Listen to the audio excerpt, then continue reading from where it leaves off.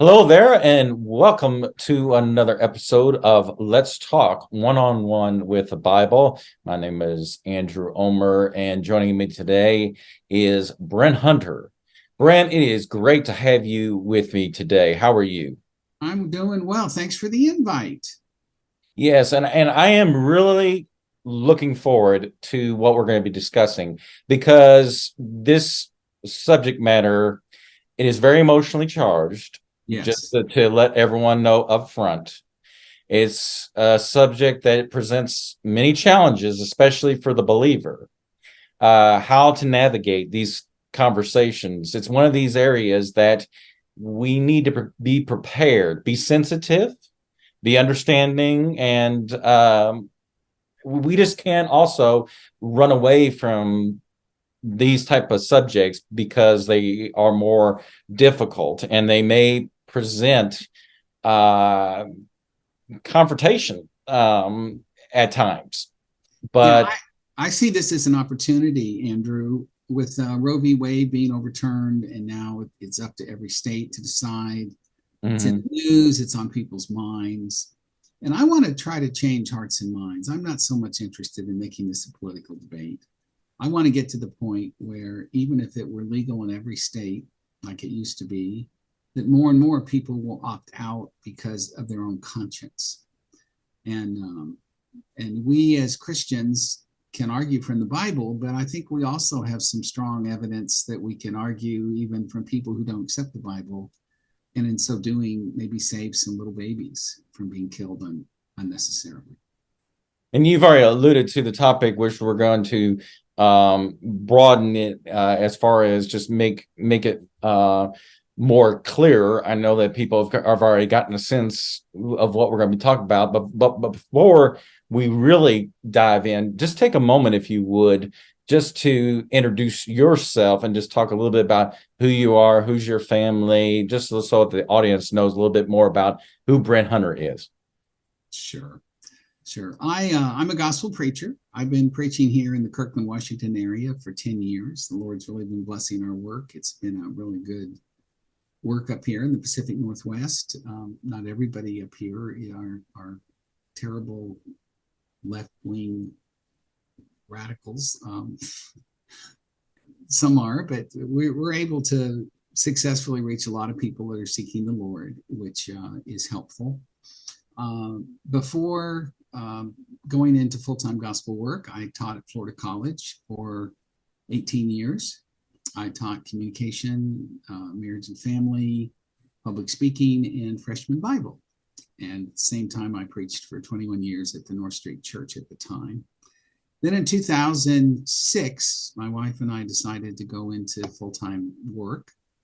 And make a long story short, we spent 4 years in LaGrange, Kentucky.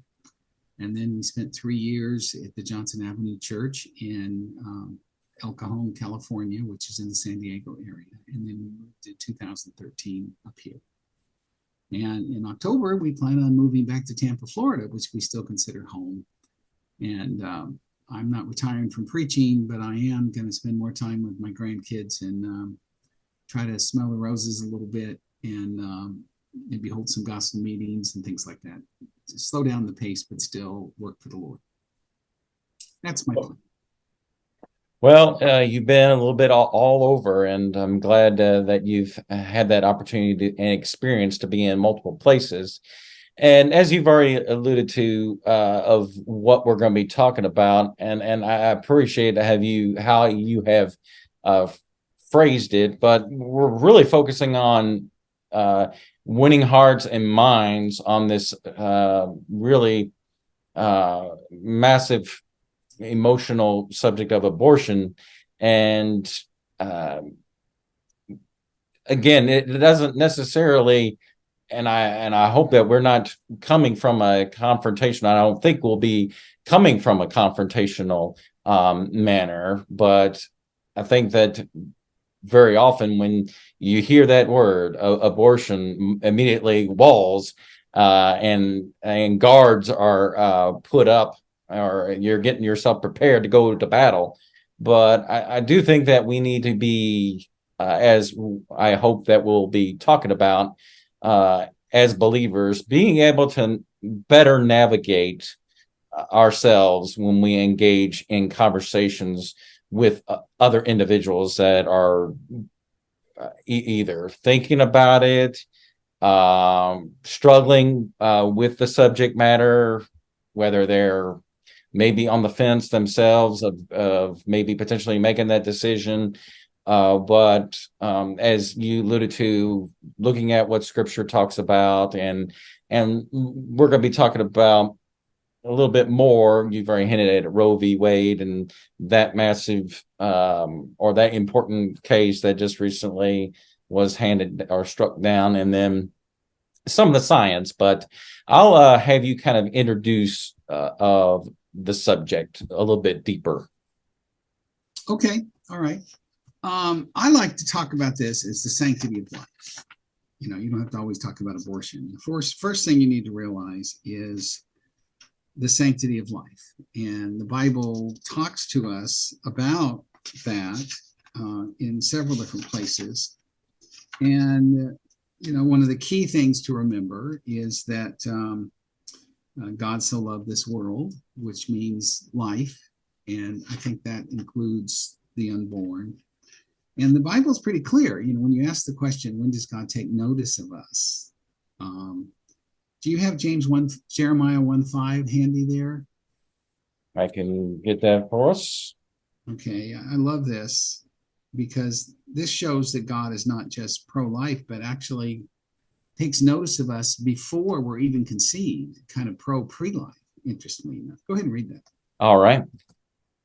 Is there if I just read verse 4 and then verse 5? Oh, sure, of course. Okay. Now the word of the Lord came to me, saying, before I formed you in the womb, I knew you. And before you were born, I consecrated you. I have appointed you a prophet to the nations. Okay, so he tells Jeremiah, I knew you were going to be born, and I knew what your purpose was going to be. And I think that's very likely true for every human soul that God values. And that's everyone, because he loves the world, right? And Isaiah 49:1, before I was born, the Lord called me. From my birth, he has made mention of my name. So he also, Isaiah makes the similar observation. And then David said in Psalm 22:10, from my mother's womb, you have been my God. So here's acknowledging purpose and value in life in the womb, and that God had certain things in mind even before the womb. And if you'd like to read Psalm 139:13 through 16, Andrew, that's also a really probably the most famous verse that people go to about us being fearfully and wonderfully made. And it makes a reference here to that we're knit together in our mother's womb. Why don't you read that for the audience? Thanks. Yeah, I really like this beautiful passage that the writer David was inspired to write. It says, for you formed my inward parts. You wove me in my mother's womb. I will give thanks to you, for I am fearfully and wonderfully made. Wonderful are your works, and my soul knows it very well. My frame was not hidden from you when I was made in secret and skillfully wrought in the depths of the earth. Your eyes have seen my unformed substance, and in your book were all written the days that were ordained for me when I was yet there was not one of them. Yeah, beautiful passage and well read. Knit together in my mother's womb. So if you're a Bible believer, then you have to accept that life begins very early. I believe at conception, but certainly in the womb. And it's so sad that anybody, especially someone's own mother, would snuff out a precious human life before it has a chance to fulfill its destiny. So all of this counters our secular modern idea that life begins at birth, that most people will say that once the baby takes its first breath and it's somehow or other viable in their minds, that's the way they described it in Roe v. Wade, that's when it has rights, and that's when it's a human being that should be protected. Prior to that, they see it as just sort of a clump of cells. But that's absurd. It's fascinating to me that Planned Parenthood will do an ultrasound before they do an abortion because the abortion doctor needs to see kind of what's going on, but they won't let the mother see it, which shows to me they're not pro-choice, they're pro-abortion. They don't want the mother to see something, realize that it's truly just a little human being. And after women see the ultrasound, especially if they can see and hear the heartbeat, there's like a 90% chance they'll change their mind. Because, you know, the falsehoods that are being taught about the nature of what we call a fetus today is exposed as being false. So if you want, I'd like to talk a little bit about the science, because not everybody agrees with what we've read from the Bible. And, you know, we live in a day where, you know, our left-wing friends love to talk about follow the science. Well, I agree. The word science just means knowledge. So what is the knowledge? What does the science say? And in 2018, there was a University of Chicago study. The guy was doing his PhD on when does life begin? And the first thing he did is he took this big survey and asked, well, who has the right and the authority to answer this question? And people didn't say theologians, they said biologists, because of their background in study, they can tell us when human life begins. And though this didn't get much publicity because it doesn't meet the liberal narrative, it's on Google. You can go to Google and put under that search engine, 2018 University of Chicago, when does life begin? And so they wound up surveying a bunch of biologists, 5,502 biologists from 1,058 different academic institutions, cross-section of folks, some that said they were very liberal, others very conservative, some very pro-choice or pro-abortion, others very pro-life, strong Democrats and strong Republicans. So there was a cross-section. And overall, 95% of those biologists, even though about half of them were Democrats and liberals, half of them would have, been against this politically, but 95% of them as biologists said human life begins at fertilization, which is another way of saying conception. So I agree, follow the science. The science says, the biologists say that human life begins at conception. And so once a baby is conceived, the only thing it does is develop and grow. It doesn't change its nature over the next 9 months. It just changes its location.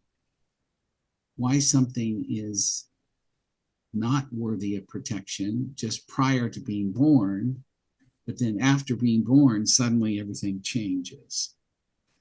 You know, Andrew, it really bothers me. I hear people talk about potential life. And that's what the news media will talk about. Well, there's potential life in the womb. That is the most misguided notion. It's not potential life.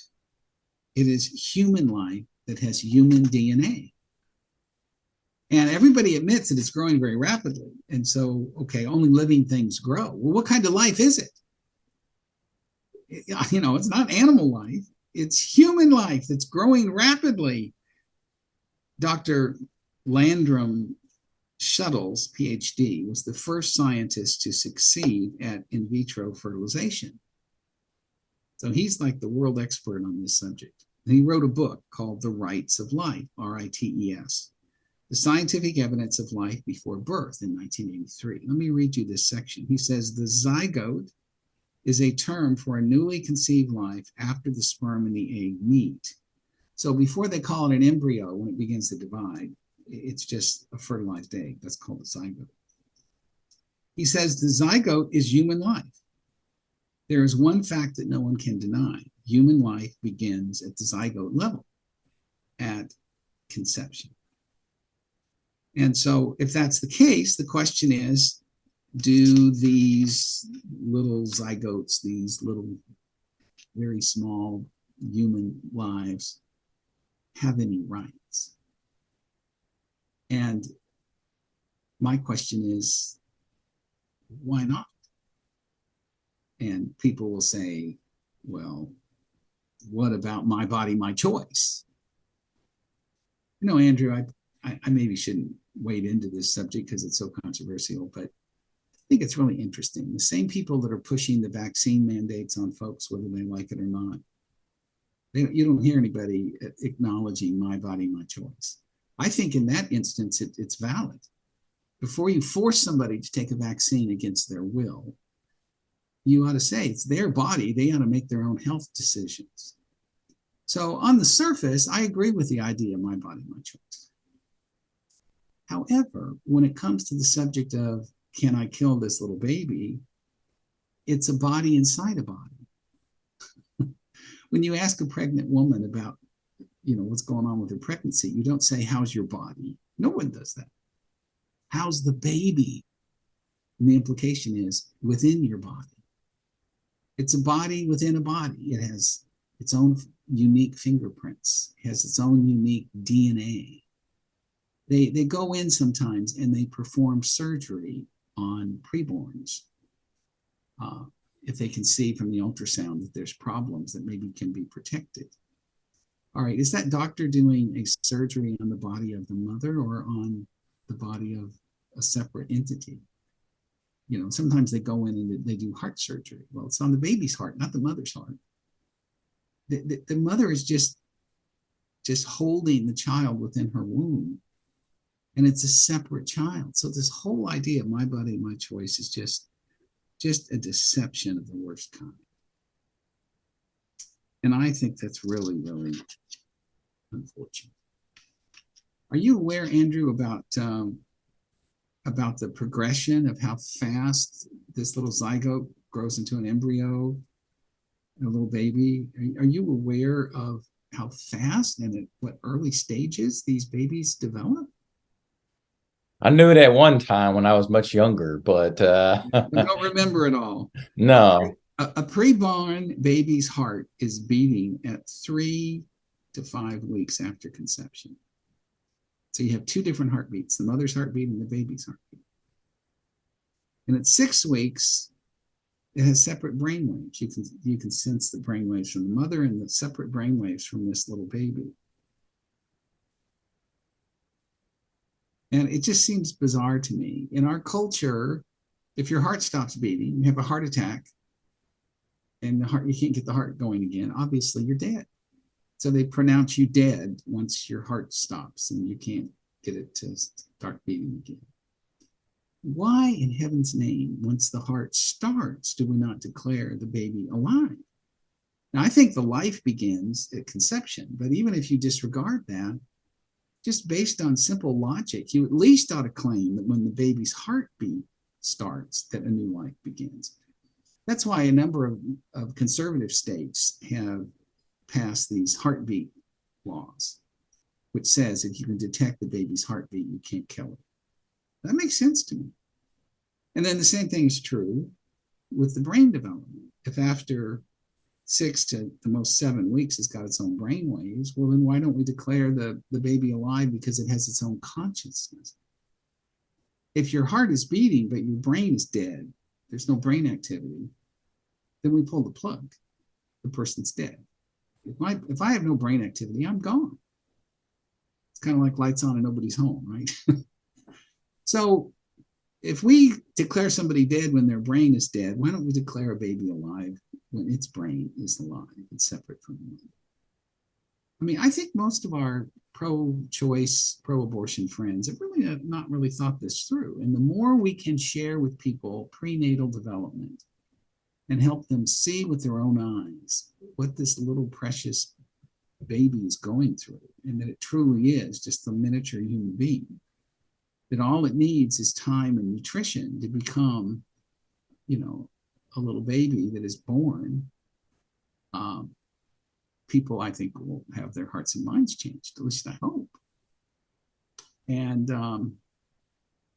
at 8 weeks, that little baby has hiccups.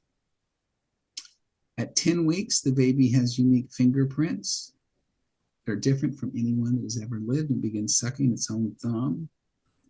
That little baby is a unique individual who's never existed before and will never exist again.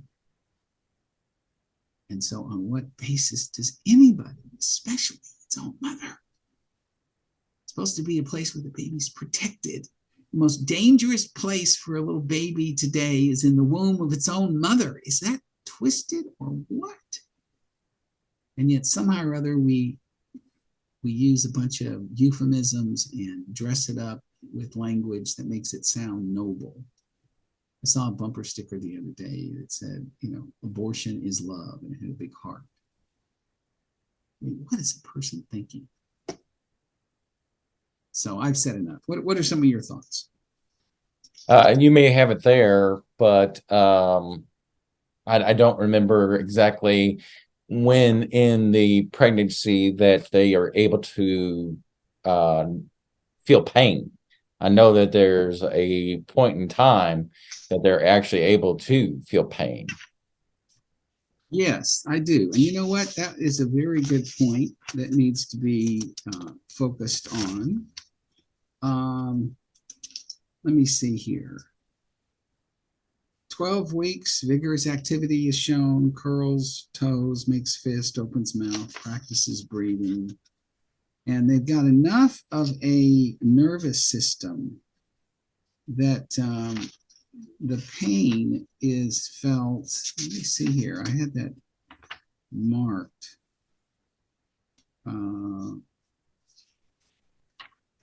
Since I'm in fingerprints.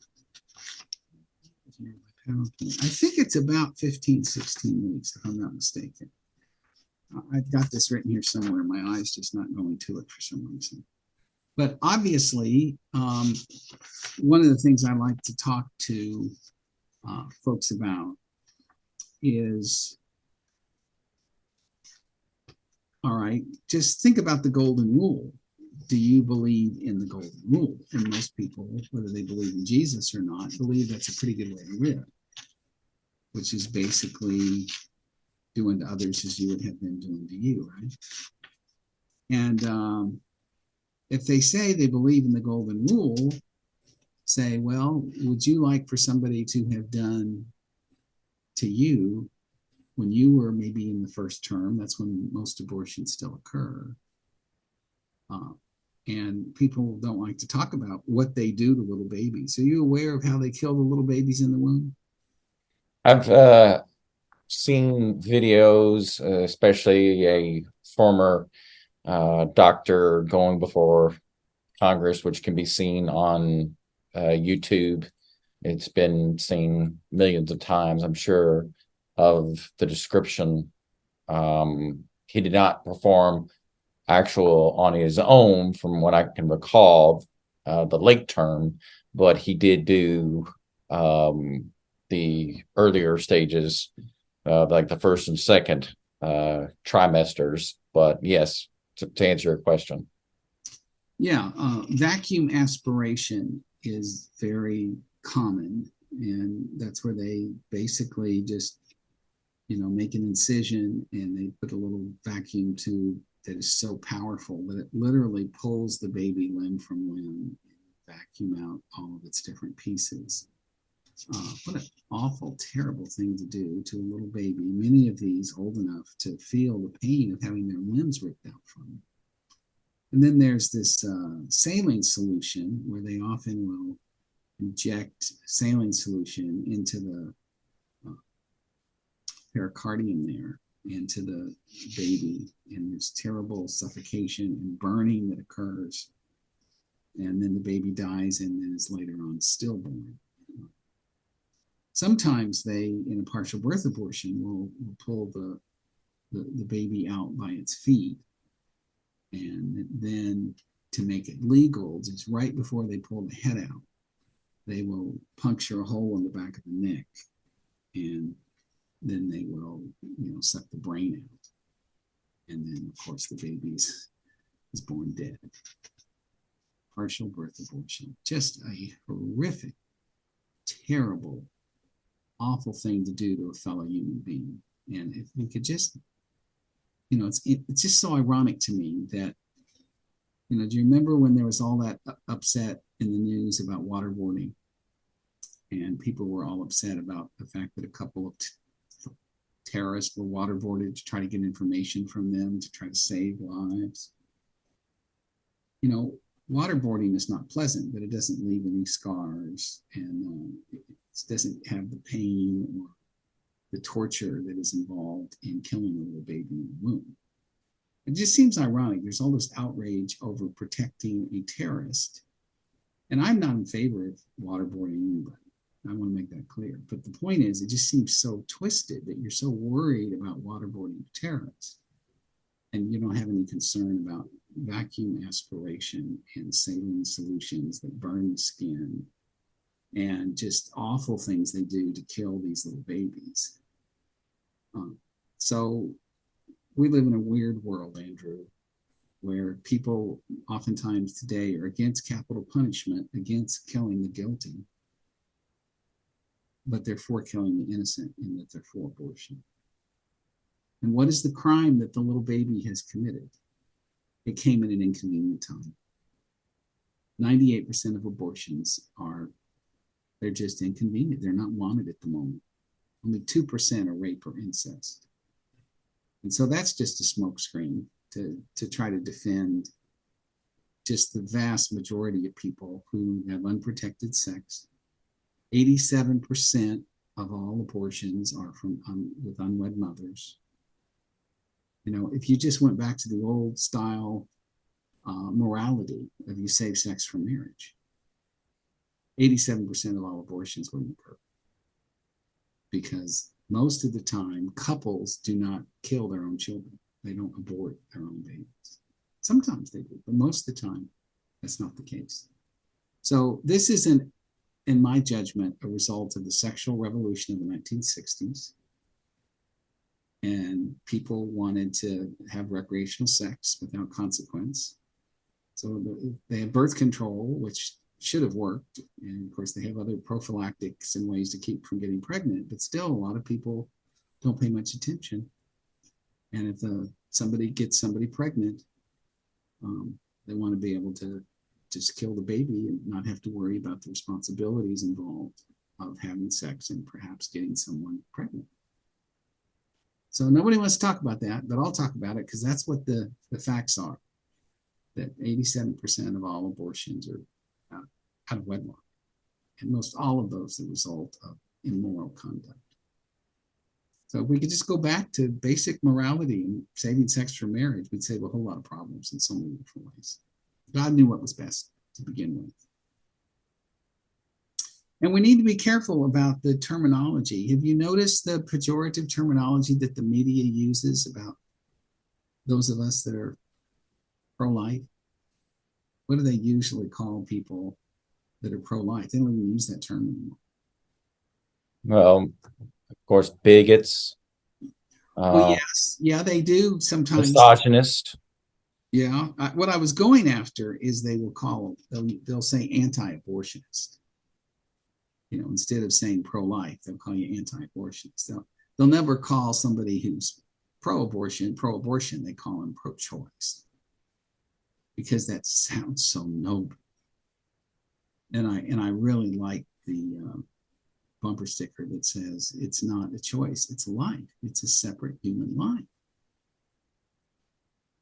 And I've often told folks that I think there's a lot of similarities to the abortion debate and slavery.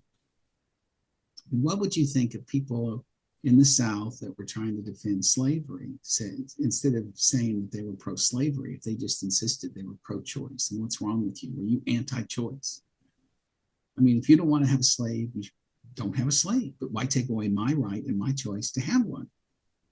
The reason why we know that's a bogus way of thinking is because it is inherently immoral to steal the labor from another human being and to take away their freedom for your own private purposes. Slavery is just such a terrible blot on our country's history. And we recognize that people who understood right from wrong had to stand against people who wanted to have slaves, even though Most people in the North did not, because they were against it. But they also felt like it was just wrong inherently and it needs to be stood against. So they did the right thing. Well, abortion is very similar, because what happens when you kill an innocent human being is you're also doing something that is inherently immoral and wrong. So slavery is not a pro-choice issue, and neither is the killing of an innocent baby. If not, why not? And I just think those are very powerful arguments. And don't let the media wrap us into semantics by allowing them to talk about the fetus. The Bible talks about babies. And in Matthew 1:18, it talks about Mary being with child. The word is breathos.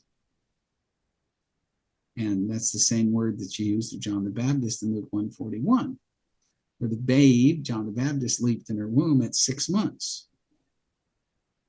And then when Jesus is born, in Luke 2:12, says, you shall find the babe, breathos, wrapped in swaddling clothes. And so the shepherds go to worship him. So in the Bible, there's not any distinction made between before a baby is born and after it's born. It's just a baby. The only difference is location, size, and development. And from conception, a baby only develops and grows. So if we can, focus the issue on what really matters and help people realize what science says in regards to where life begins. And this is not a choice issue. This is a moral issue. And it's inherently immoral to terribly torture these little babies simply because at the moment their mother doesn't want them. And another thing that strikes me is I call them the forgotten fathers. I mean, this is all an issue of women's rights, they say. Well, the father is involved here somewhere. And do they have any rights? I talked with somebody just a few months ago who was just heartbroken that before he was a Christian, he got this woman pregnant and he wanted to keep the baby. And she says, you don't have any say in this. And so she went and had an abortion. And every time the birthday rolls around of her due date, he's sad because he wonders what might have been. So don't the dads have any say in this? Any rights in this? And by the way, people act like this is an issue of women's rights. Half the babies that are killed are female. What about their rights? Yeah, this is a women's rights issue, and it's a man's issue. It's a human issue. Why doesn't anybody talk about all the little baby girls that are killed? And did you know that this is also, I think, a racist practice? I think they throw the word racism around way too much. But are you aware of the history of Margaret Sanger, who established Planned Parenthood? I'm pretty familiar with it. Do you remember the famous quote that Margaret Sanger said in her writings about what she felt about Black people? I don't remember word for word, but I have an inkling what it She was. said, Black people are the weed in life's garden. And they need to be weeded out. And the best way to do that is to prevent them from procreating. So 80% of all the abortion clinics are minority communities. And, it's true to this day. And why people elevate Margaret Sanger, the head of Planned Parenthood, as some sort of saint. She was good friends with Adolf Hitler, and they wrote information and letters back and forth because they both believed in eugenics. Getting rid of people that are handicapped and people that are mentally impaired because you want to make sure the gene pool is as strong as possible. And Hitler, killed handicapped people and all that in his society because he wanted to have this great Aryan race. And Margaret Sanger did the same, except she didn't like black people. I read somewhere that the population of the blacks in the United States has stayed pretty consistent, about 13% for the last number of decades. Um, and yet, if the aborted black babies had lived, that there'd probably be something like 20 to 22% of the population that were African American. So abortion hasn't helped the minority communities. I mean, think about how much more influence they would have if they were a bigger percentage of the population. And I find that just terrific, just a terrible thing. I've heard that this has been this whole unfortunate circumstance been related to being its own Holocaust because of, you think, I don't know, there's probably been close to, I don't know the current statistic, but probably reaching at least 70 million abortions that have been done, performed. So you have at least 70 million lives that never had the opportunity to grow, and who knows what would have been able to accomplish. Yeah, the figure that I have heard quoted since Roe v. Wade is there's been about 63 million babies that have been killed, but close enough. I mean, you get. Well, I knew it was in at least 60s. I didn't know if it had gotten approached to the 70s. That's the official number. That's the official number. In fact, it's so horrific. The replacement rate fell from 2.12 in 2007 to 1.64 in 2020. And part of it's because we're killing off so many babies in abortions. And that, of all the abortions in the US, 60% of them are in minority communities. And that the death rate among African Americans is so great because of abortion that if you're a black person born, or I should say conceived in America today, that the greatest cause of death by far is abortion. And the number of little babies that are killed exceed all the other causes of death in the African American community combined. So just awful. And, people that act like they're so appalled at and against racism, when you support abortion, you're really declaring war on these minority communities and trying to get them not to procreate. Whether you see it that way or not, that's what the truth is. What I don't, what just baffles me is not where it's taken into account we were talking about emotional scars, but there's of course physical scars that are permanent when these transpire, and just the whole it affects everything, psychological, it's a spiritual, I don't know the actual statistic of how many, and I know there's a lot of people that will claim and say, I am proud of the choice I made, and of course choice and in quotations, but just it is baffling that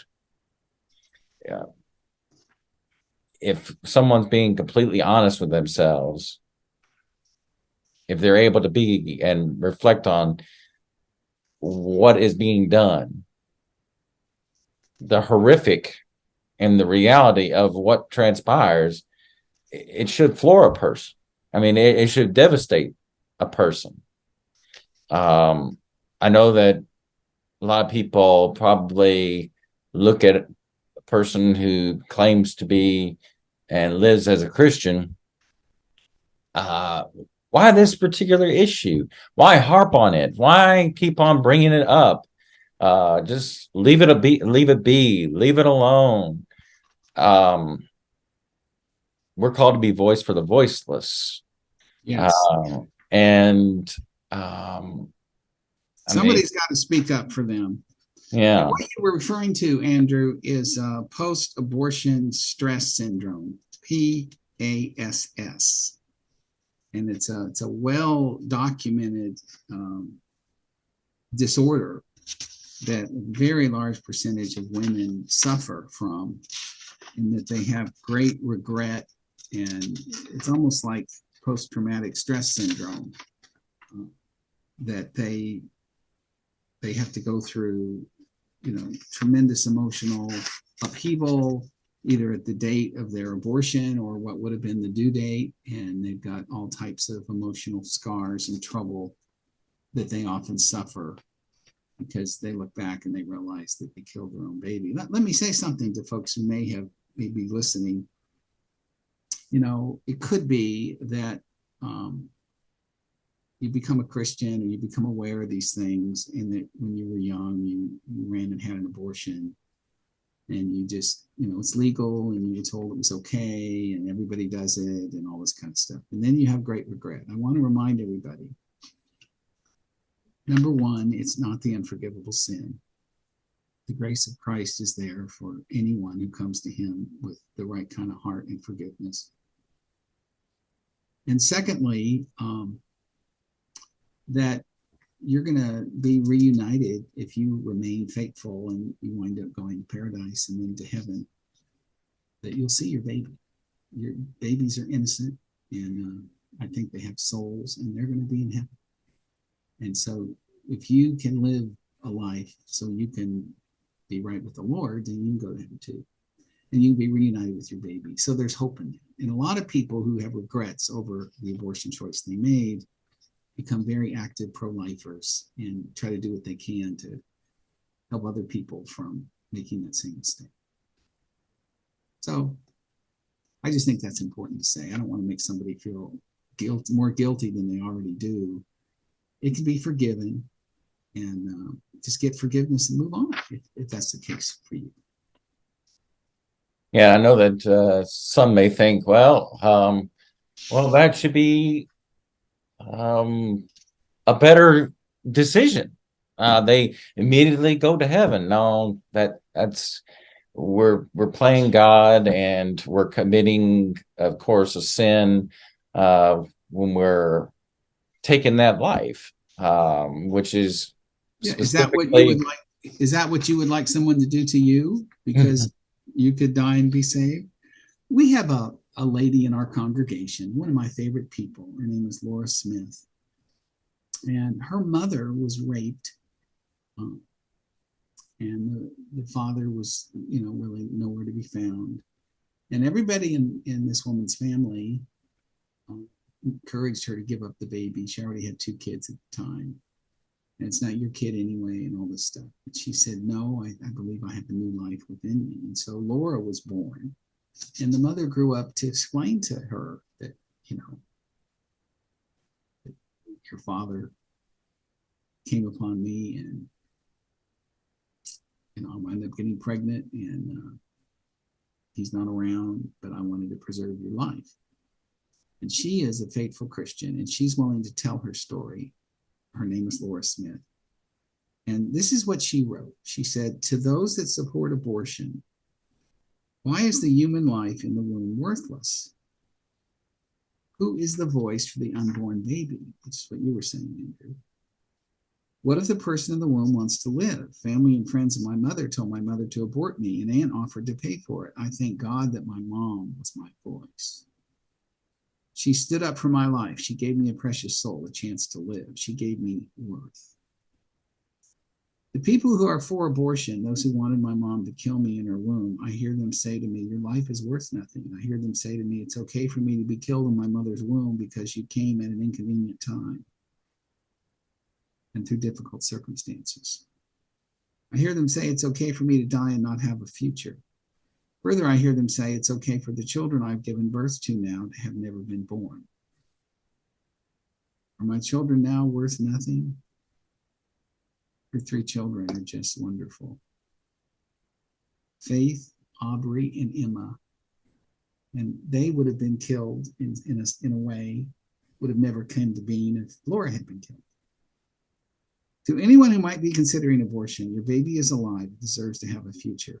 It has love in its heart it wants to give to others. But if you abort, he or she will never have that chance. Choose life, my friend. You may not see it now, but it will bring you a great blessing. Isn't that moving? And I just really appreciate her willingness to be vulnerable like that and share that story.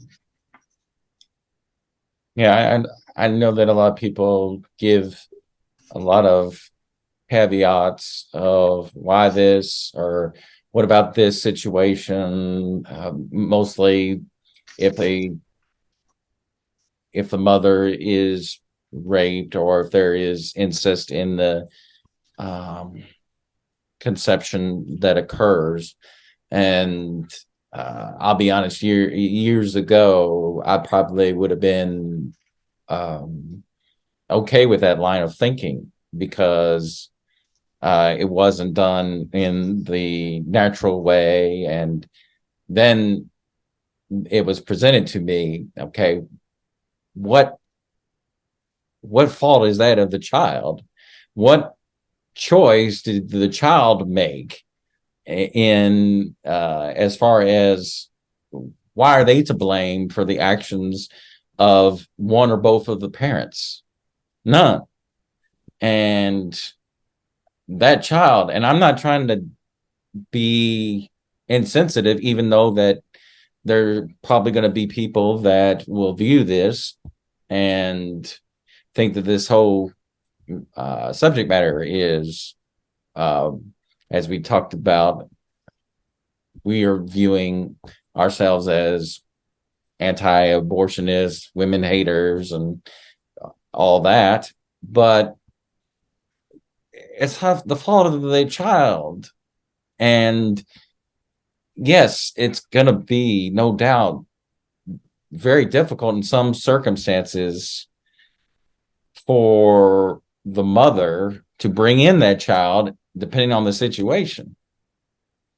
You And know that's what? You can where, always bring it to full term and adopt the baby out to a loving family who will raise the child, in a loving home. At least give that future to the child rather than kill it because it's inconvenient. You're absolutely right. What other situation do we think it's justified to kill an innocent third party because of someone else's crime? No. Only in this area do people think that's a reason for abortion. And it's a tragic situation, but don't, David, had adultery with Bathsheba, and then he complicated it by the cover up, by trying to get rid of, then he commits murder. And the same thing often happens today is there's this awful crime of rape. Don't make it worse by then excusing murdering the little baby that's the result. Either love it like Laura Smith's mom did, and the mother, Jennifer Green, said it's like one of her life's greatest blessings. I mean, Laura Smith is just a quality person. And I just grieve that people were thinking about killing her before she even got a chance to breathe. And so even rape, I don't think is a reason for abortion because it's not the baby's fault. It's a new human life here, and it has a future. And if you can't raise it or you're not interested in raising it, then do the loving thing and save the child's life and give it to a family. In fact, there's something known as Sacred Selections, which is a nonprofit, which people can donate to, and it covers the expense or most of the expense for Christian couples who would like to adopt a child to do so. And it's a wonderful charity. It's my wife and I support it, and we just think the world of the people involved. And if you're listening to this and you're interested, let Andrew know or let me know. Just do a search on Sacred Selections, and if you're interested in adopting a child, maybe you could be available, and it will encourage some mother to adopt the child out instead of abort it. Yeah, this is just for Christians, especially. I was thinking about, and we've been studying recently this particular passage um, from First Corinthians 6. Do you not know that your body is a temple of the Holy Spirit who is in you, whom you have from God, and that you are not your own? For you have been bought with a price. Therefore, glorify God in your body. There was other issues and other, I mean, there's a lot more going on there, but the whole principle of recognizing that, and it could be for everybody, we have been bought with a price. A lot of people don't validate that price of we've all at some point when we become aware of sin, of when we done what we're not supposed to do against God, but we've all done something bad eventually. We all come to that realization where we understand right from wrong. And this, no doubt, falls in line with uh, what is clearly wrong. And we're supposed to realize that, hey, ultimately, this body that I supposedly claim as my own, I'm not supposed to be selfish with it, claiming that I can just do whatever I want.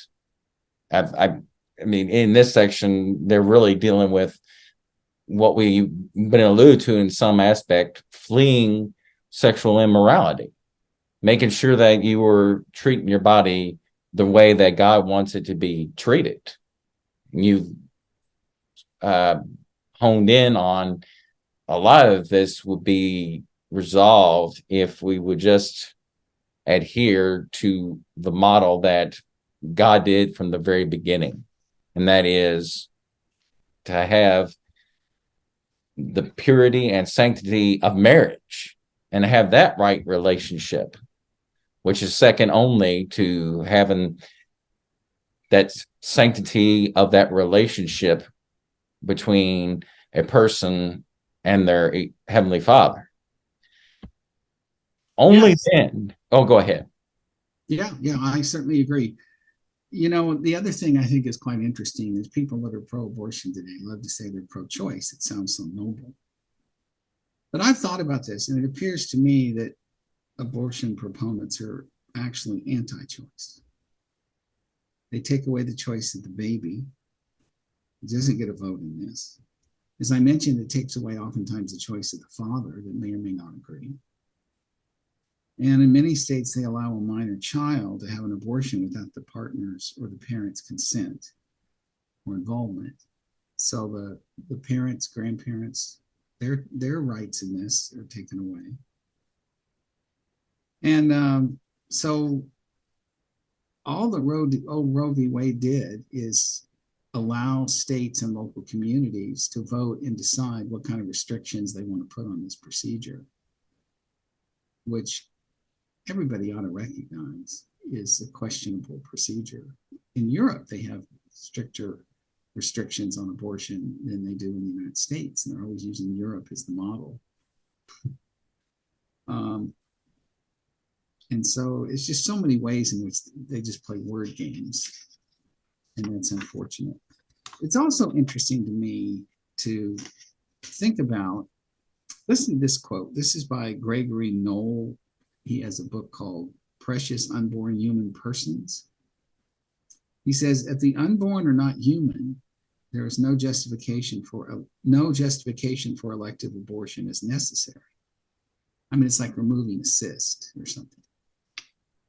But if the unborn are human, no justification for elective abortion is adequate. So this is not a matter of psychology and emotional arguments about how it's going to affect the woman's education or career or something like that. This is still a matter of morality, and it doesn't give the mom the right to kill that little baby, regardless of how it got there. And the other thing I think is really fascinating is we live in a society that always talks about inclusion, right? Everybody wants to be inclusive. So my question is, okay, they assert without justification the belief that strong and independent, viable people deserve protection of the law, while small and dependent people do not. Everybody's against discrimination. Well, they're discriminating against small people. They're discriminating against completely vulnerable, dependent people. And the very ones who claim that they have a commitment to the most vulnerable members of the human community do not have a commitment to the most vulnerable members of the human community, which are unborn children. We used to discriminate on the basis of skin color and gender, but now with elective abortion, we discriminate on the basis of size, level of development, location, and degree of dependency. We've simply exchanged one form of bigotry for another. In sharp contrast, the position best defended is that no human being, regardless of size, level of development, race, gender, or place of residence, should be excluded from the moral community of human persons. In other words, the pro-life view of humanity is inclusive, indeed wide open to all, especially those that are small, vulnerable, and defenseless. So I love taking the inclusive narrative and the discrimination narrative and place it on this subject, because the big advocates of you need to be inclusive and you need to not be discriminatory are excluding little babies and being discriminatory against little babies just because they're little and vulnerable and not wanted.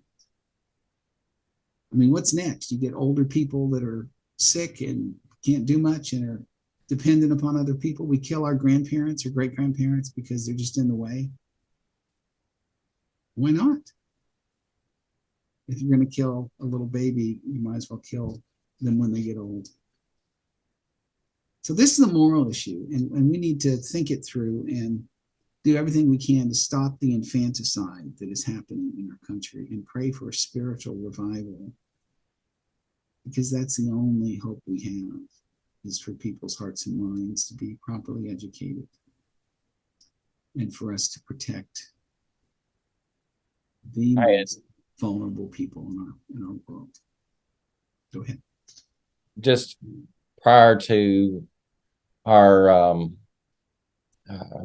getting together to speak on this earlier, I read somewhere that there was, and I don't know how far it's gotten, but there was discussion of potentially creating a law in the state of California of allowing the choice to end a life of a newborn up to 28 days. And just to even fathom that